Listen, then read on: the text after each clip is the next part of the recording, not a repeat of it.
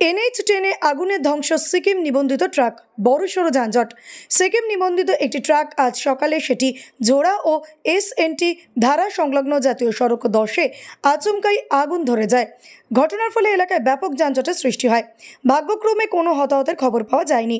আগুন লাগার খবর পেয়ে ভক্তিনগর থানার ফায়ার টেন্ডার দ্রুত ঘটনাস্থলে পৌঁছে আগুন নিভিয়ে ফেলে। আগুন লাগার কারণ এখনও জানা যায়নি, তবে পুলিশ ও প্রশাসনের তরফে ঘটনার তদন্ত শুরু হয়েছে। দুর্ঘটনার জেরে কিছু সময়ের জন্য জাতীয় সড়কে যান চলাচল বিঘ্নিত হয়।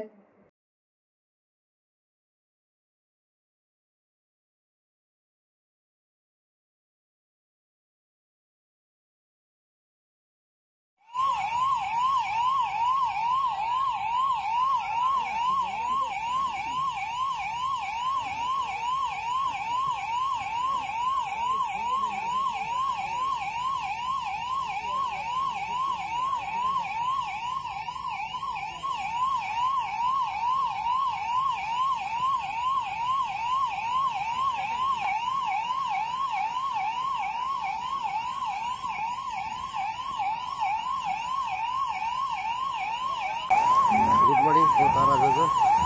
अहिले भर्खर एउटा SK नम्बर 01D 4234 गाडीमा आग लागिरहेको छ र यहाँ अहिले सिलगढीको दमकल आएर निभाउने कार्यक्रम भइरहेको छ। यसरी जाम लागिरहेको छ। हेर्नुहोस् अब एक्ज्याक्टली तपाईँले भन्दाखेरि चाहिँ SNT धारा छेउमा मजाले आग लागिरहेको छ। गाडी निभाइरहेको छ।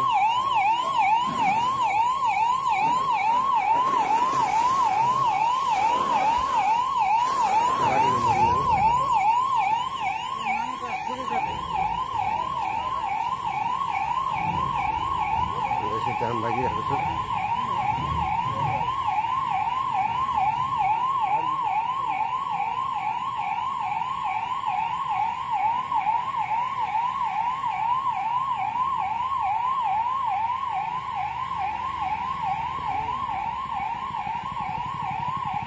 बिहान अहिले 7:10 भएको छ टाइम र यसरी आग लागिरहेको छ SNT धाराको छेउमा र दमकल आएर रोले काम चलिरहेको छ। एकैछिनमा बाटो खुल्नेछ। खाली गाडी आग लागिरहेको छ।